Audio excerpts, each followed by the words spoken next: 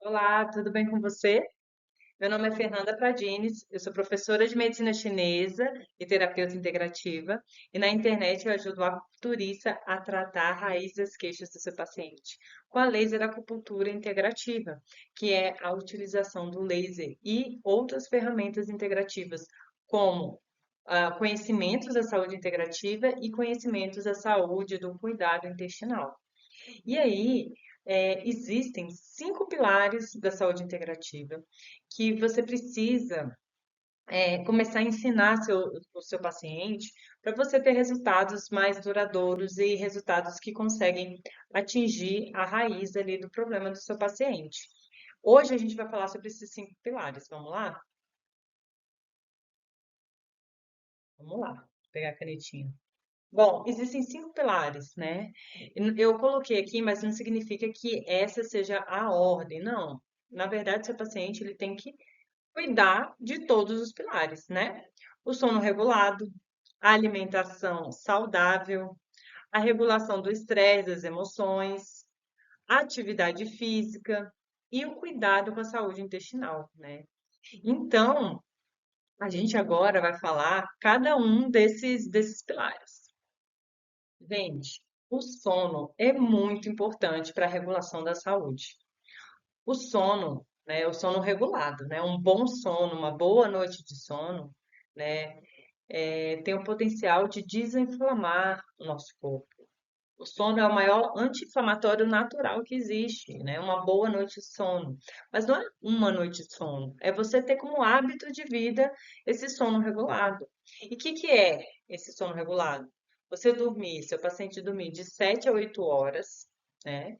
E não adianta falar assim, ah, então eu posso dormir 1 hora da manhã e acordar às 9. Não. Você dorme 8 horas, mas tem que esse sono, né, tem que acontecer antes das 23h30, mais ou menos, né? Antes da meia-noite. Mas é importante já, né, 11 horas você já começar ali a iniciar esse sono. Claro que isso, gente, depende de um negócio chamado cronotipo, né? O que é isso? Existem pessoas que vão ter um cronotipo mais matutino, outras mais vespertinas. Existem pessoas que naturalmente vão se deitar 8h30, 9 horas, 10 horas já estão dormindo, né? E acordam 5, 5h30, 6 horas, bem, sem despertador, né? Isso é um cronotipo mais matutino. E existem pessoas que naturalmente vão dormir ali entre 10h30 e 11 e acordam um pouquinho mais tarde, mas não fica numa janela tão distante.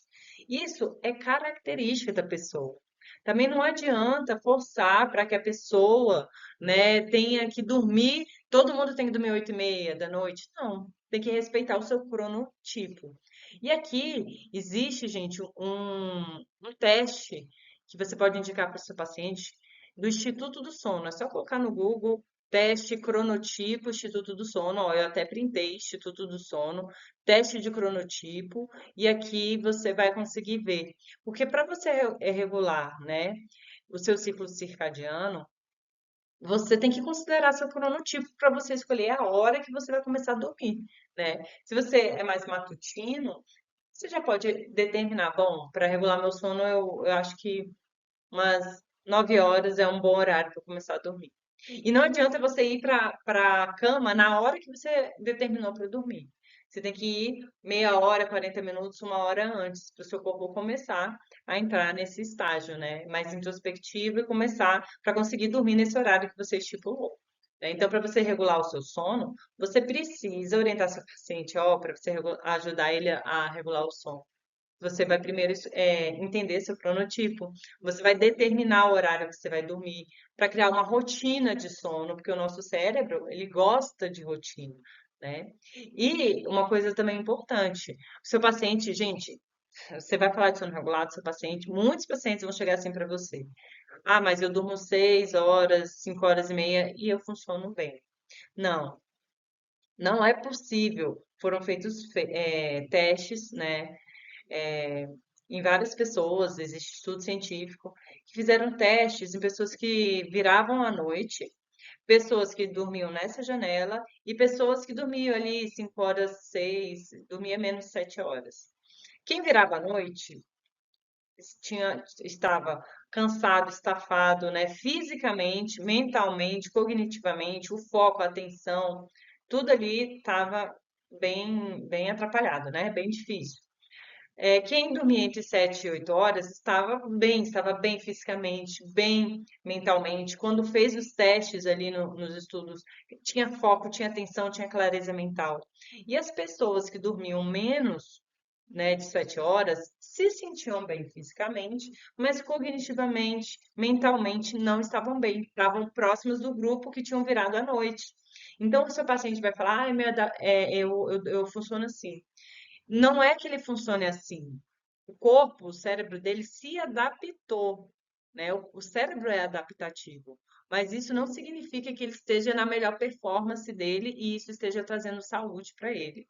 E existem estudos que indicam que dormir mais de 8 horas de sono também é tão prejudicial quanto dormir menos de 7 horas, trazendo riscos de desenvolver demência, Alzheimer. Então, é importante respeitar essa janela aqui de sono. Alimentação saudável. O que que é alimentação saudável? É você comer, ter uma regra saudável, né? Porque a pessoa, ela não vai adoecer pela exceção, ela adoece pela regra. Então, você manter uma rotina, hábitos bons alimentares, você vez ou outra, seu paciente vez ou outro, vai conseguir sair do seu tipo de alimentação. Mas se é uma coisa muito constante, né? Todo final de semana, sábado, domingo, enfia o pé na jaca e só volta. Isso daí, quando você soma a quantidade de dias no mês, não é tão exceção. Então, tem que trazer essa clareza para o paciente. E qual é a comida mais indicada? A alimentação de verdade, gente. Quanto mais comida viva, né? Verduras, legumes, grãos, carnes. Quanto mais comida de verdade, melhor. Se o paciente não come carne, é vegano, enfim, ele tem que respeitar a restrição alimentar dele. Mas tem que ter muito cuidado com vegetariano e vegano, porque às vezes tem-se uma falsa percepção de ter saúde. Porque como tem que se alimentar de muito carboidrato, às vezes se alimenta de muito carboidrato, de trigo, de glúten. Então, acaba tendo uma comida inflamatória. Tem que ter esse cuidado. Preferencialmente comida orgânica, mas a gente sabe que a comida orgânica é uma comida que tem mais valor agregado e nem sempre, né, dá para comprar esse tipo de comida. Então, quando for, ou se o paciente for no mercado, você pode orientar, né, não pegar aqueles, por exemplo, alimentos extremamente grandes que fogem de uma percepção ali normal de alimento. Às vezes você vê uma cenoura extremamente grande, alimentos muito ali potentes. Eles receberam muito veneno e eles, né, estão muito ali. Então, para alimentos que tenham lascadinhos, que não estejam 100%, isso é interessante também. Não que você vai pegar comida podre, né? Mas isso é importante porque se tem bichinho, se tem, né, micro-organismo ali, é porque não tem tanto veneno, entendeu? Isso é uma dica aí para driblar um pouquinho essa quantidade de agrotóxico, né? E dá preferência para comida desinflamatória, que é comida sem glúten, né, açúcar, lactose. E cuidado, porque a lactose ela traz muitos desconfortos gástricos, mas o principal problema do leite é a caseína, né, que é a proteína que é cancerígena, né? Então, assim, procurar leites vegetais é interessante, né? O leite A2 também, leite de vaca, é interessante. É, o açúcar não é um vilão, mas tem que ter cuidado. Carboidrato também, né? Às vezes não é o açúcar em si, mas é, tem que ter esse cuidado. E por quê? Às vezes se demoniza muito o açúcar, mas se esquece do xarope de milho, que é muito mais doce, é muito mais barato para a indústria alimentar ali. Colocar xarope de milho faz muito mais mal, tá? Então, ter esses cuidados aí para trazer saúde para o seu paciente. Outra coisa muito importante para orientar o paciente, né, nesses pilares da saúde é a regulação do estresse e das emoções, né? O corpo emocional, gente, ele é conectado com o corpo mental e com o corpo físico. Então, paciente que não busca esse autocuidado, esse autoconhecimento, essa autopercepção, vai somatizar demais. tá? Então a gente sabe que existem as doenças psicossomáticas e muito da raiz às vezes começa pelas emoções, por emoções estagnadas, emoções ali que já deveriam ter sido liberadas e se criou um apego, né? E o tanto que é importante você ter esse cuidado com a regulação do estresse. O cortisol. Não é que você não tem que ter cortisol, cortisol é importante. Se você não tem cortisol, você não levanta da cama. Mas o que que acontece? Os níveis, eles precisam, os picos de cortisol têm que acontecer nos momentos, né, que precisam acontecer. À noite, o seu cortisol tem que estar mais baixo. Você está no momento ali de introspecção, de descanso, o cortisol não pode estar lá em cima. Você não pode viver com o sistema simpático extremamente ativado, o sistema de luta e fuga extremamente ativado. O que que acontece? O cortisol elevado, ele quebra as barreiras fortes do intestino, que são barreiras de proteção. O intestino ele tinha que ser todo selado e ele se abre. O que que acontece? O intestino vaza a sujeira, as toxinas, todo aquele esgoto dentro do intestino vaza para a corrente sanguínea. Qual o nome disso? É bem conhecido em inglês, leak gut, que é o intestino que vaza, né? O intestino ele tem que ser permeável para controlar quem pode sair, né? Quem pode ser absorvido, quem pode sair. Quando existe esse vazamento, existe uma hiperpermeabilidade no intestino. Então, tudo sai, todo tipo de molécula, todo tipo de sujeira, todo tipo de bactéria. E isso daí, na corrente sanguínea, a gente pode tirar no cérebro e causar depressão, insônia, todos os transtornos emocionais, cognitivos, por conta de um intestino ruim. E por conta ali, quem está quebrando as barreiras de proteção do intestino, o cortisol, o estresse, né? Então, pessoas muito estressadas são extremamente inflamadas, né? Então, é importante passar isso para o nosso paciente. Atividade física, gente, a gente precisa de yang, a gente precisa de energia, de movimento, né? Com isso, os nossos órgãos, as nossas vísceras ganham yang, energia, movimento. O baço, o pâncreas e o estômago para produzir qi e shui de qualidade precisa, né, de yang. Então, a gente precisa se movimentar, né? Isso melhora o trânsito intestinal, né? E aí a gente entra naquele, né, tópico que eu falei da saúde intestinal e é o próximo, né, pilar da saúde. É comprovado que caminhada, né, 1 hora por dia, uma caminhada intensiva ali, forte, ela melhora a microbiota intestinal, quem dirá o trânsito, né? O movimento do intestino, né? Com atividade física, seu paciente vai ganhar banco de músculos. Músculos é extremamente importante para a nossa velhice, para a preservação das articulações, né? Para mobilidade.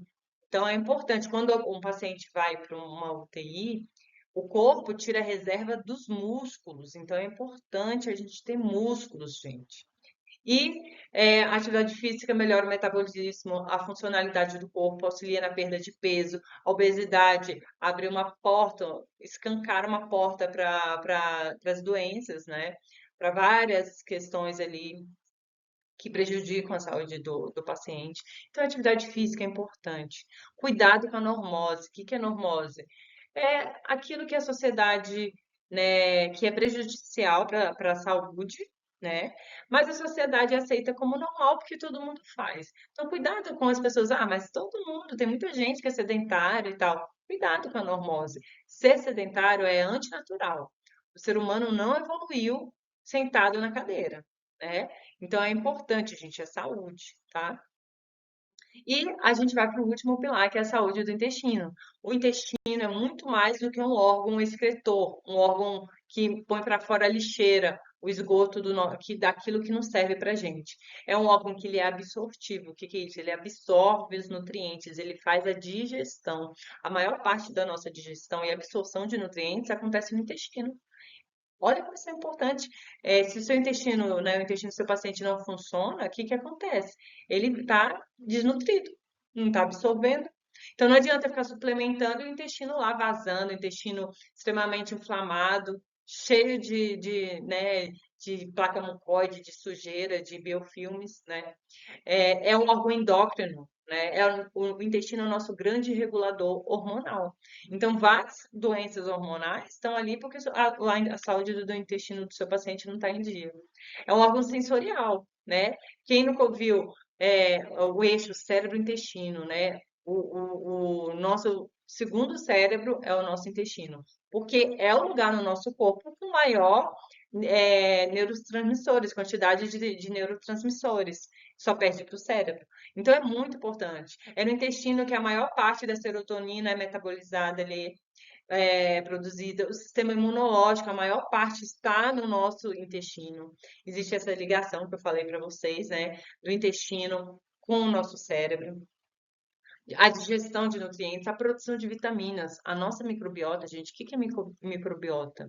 É o coletivo de micróbios. É o coletivo microbiano. São bactérias, fungos, protozoários. Então, assim, a nossa microbiota, ela produz vitaminas importantes para a gente. As vitaminas de complexo B são produzidas pelo intestino e várias outras também.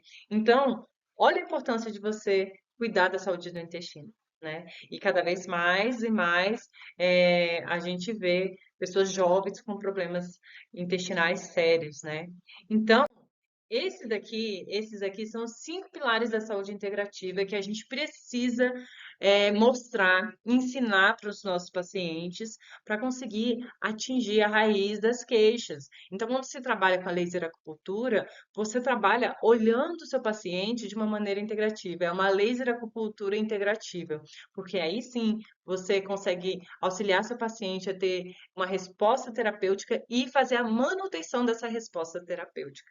Certo? Então, olha só, se você gostou desse conteúdo, né, se inscreve no meu canal do YouTube, Fernanda Pradini, Saúde do Intestino, para você receber conteúdo de qualidade aqui, de graça para vocês. Me siga no Instagram, @fepradines, que a gente vai falar muito, né, sobre laser acupuntura integrativa. Eu estou no Facebook, no Fernanda Pradines. E é isso, eu espero que você tenha gostado. Se você gostou, curte, compartilha, para a gente atingir mais e mais profissionais acupunturistas, tá certo? Muito obrigada e até o próximo vídeo. Tchau, tchau.